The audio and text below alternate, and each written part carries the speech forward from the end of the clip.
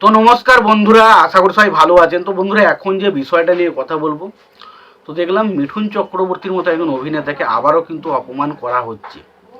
এবার এটা কিন্তু একটা জিনিস আমি দেখতে পাচ্ছি যে মিঠুন চক্রবর্তীকে অপমান করাটা কিন্তু এখন মানে অনেকের কাছে একটা টেন্ডেন্সির মতো হয়ে গেছে, এটা মানে করাই যায়। কিন্তু সত্যি কথা বলতে একটা জিনিস আমি বলি, এই জিনিসটার সাথে বুঝতে পারবেন। ধরুন আপনার হাত নেই, দুটো হাত আছে, আপনি কিন্তু কখনো বুঝতে পারবেন না আপনার হাতটার আসল কাজটা কি।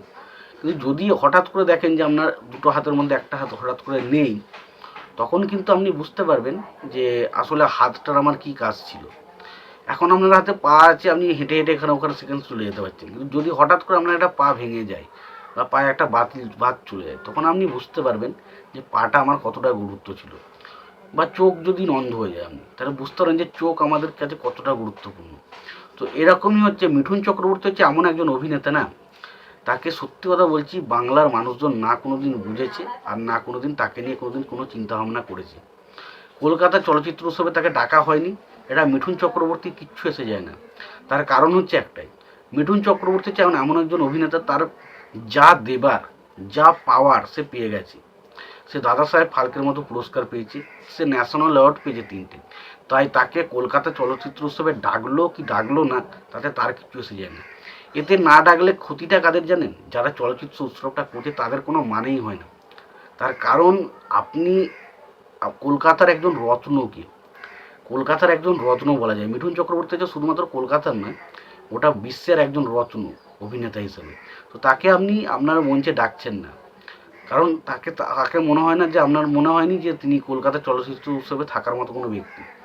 তো কি বিষয়ে বা কি ভিত্তিতে এখন সব কিছু নির্ভর হয় আমরা সবাই জানি, সেটা নিয়ে আর বেশি কিছু আমি বলতে চাই না, সেটা নিয়ে কানাঘুষা বা গলঘোলা আমি করতে চাই না। তো এটুকু বলতে চাই, দেখুন যে মিঠুন চক্রবর্তী যে এমন একজন অভিনেতা না, তাকে মন থেকে আপনারা যতই মুছে ফেলার চেষ্টা করুন, মানুষের হৃদয়ে সে সারা জীবন জায়গা করে নিয়েছিল এবং থাকবে।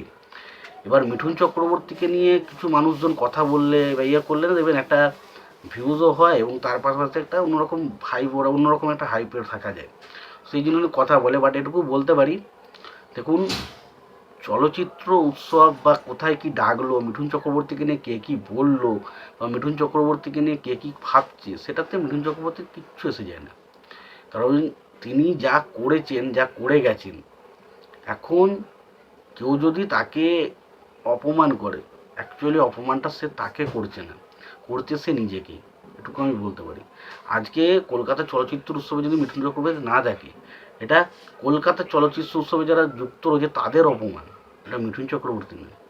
কারণ মিঠুন চক্রবর্তীর মতো একজন অভিনেতা, এত বড় একজন রত্ন থাকার সত্ত্বেও তাকে কিন্তু সম্মানটা দেওয়া হয় না। আমি আগেও বললাম, এখনও বলেছি, যে আপনার যখন চোখ বা হাত বা কান চলে যাবে, তখন আপনি বুঝতে পারবেন সেটার গুরুত্ব কত ছিল। আজকে মিঠুন চক্রবর্তীর মতো অভিনেতাকে আমরা হয়তো বুঝতে পারছি না, কিন্তু যখন মিঠুন চক্রবর্তী মানুষটা থাকবে না এই পৃথিবীতে, তখন আপনারা বুঝতে পারবেন যে মিঠুন চক্রবর্তী কী ছিল, কী জিনিস ছিল। এক নামে মানে বাংলায় একমাত্র অভিনেতা মিঠুন চক্রবর্তী, যার জন্য আমরা গোটা বিশ্বের দরবারে বাংলা সিনেমাটাকে পৌঁছাতে পেরেছি, এটুকু বলতে পারি। আর যে বাংলা সিনেমা নিয়ে মানুষ কথাবার্তা বলে বা জানে, সেটার প্রধান পেছনে প্রথম কারণ হচ্ছে মিঠুন চক্রবর্তী, এটুকু আমি মনে করি বা যাই না। এবং দেখুন আজকে একটা আর্টিকেলস বেরিয়েছে, সেখানে রাজ চক্রবর্তীকে কিন্তু মিঠুন চক্রবর্তীর সন্তান ছবি নিয়ে কথাবার্তা জিজ্ঞেস করা হয়েছে। সেখানে তিনি বলেন যে মিঠুন চক্রবর্তীর কাছে, সেখানে কিন্তু একটা প্রশ্ন করা ছিল তাকে, যে মিঠুন চক্রবর্তী কেমন, তখন মিঠুন চক্রবর্তী বলেন, দেখুন মিঠুন চক্রবর্তী যা কষ্ট পেয়েছে, সেটা সম্ভবত বাংলার কোনো অভিনেতা বা কোনো অভিনেতাই হয়তো সেই কষ্টটা পায়নি যেটা মিঠুন চক্রবর্তী পেয়েছে। তাই মিঠুন চক্রবর্তীকে এখন কে কি বললো, কে সিনেমা কি দিল, কেমন দিল, সেটা নিয়ে মিঠুন চক্রবর্তী কিচ্ছু যায় আসে না। মিঠুন চক্রবর্তী এখন স্ক্রিপ্ট দেখেন, তার পছন্দ হলে সেই সিনেমাটা করেন, তাতে কি হলো। এবং মিঠুন চক্রবর্তীর বয়স যেহেতু, সে একটা টেক দেয় বা দুটো টেক তেমনই দেয়। তো মিঠুন চক্রবর্তী এখন জাস্ট তার একটা ভালো ছবি অভিনয় পেলে সেখানে সে অভিনয় করে দিয়ে বেরিয়ে চলে যায়।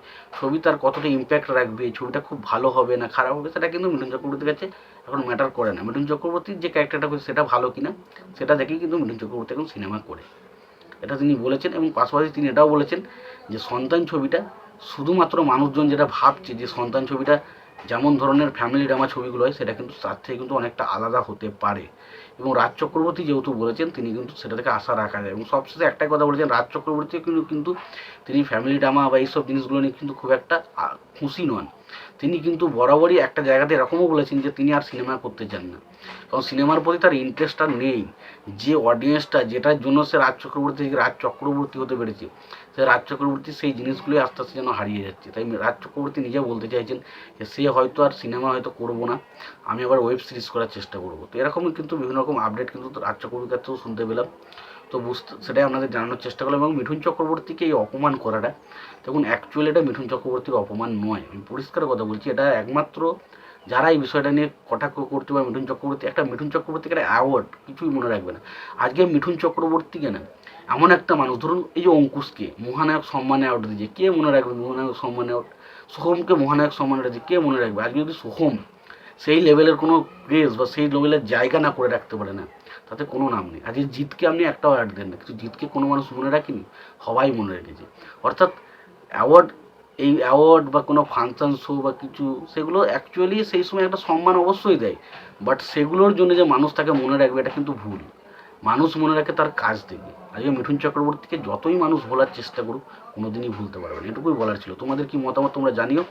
তোমাদের যদি ভিডিওটি ভালো লেগে থাকে লাইক কমেন্ট শেয়ার করে দিও। চ্যানেলটা নতুন হয়ে থাকলে অবশ্যই তোমরা চ্যানেলটা সাবস্ক্রাইব করে নিও, পাশে বেল আইকনটা অবশ্যই প্রেস করে দিও। ভালো থেকো, সুস্থ থেকো, দেখা হচ্ছে পরবর্তীতে।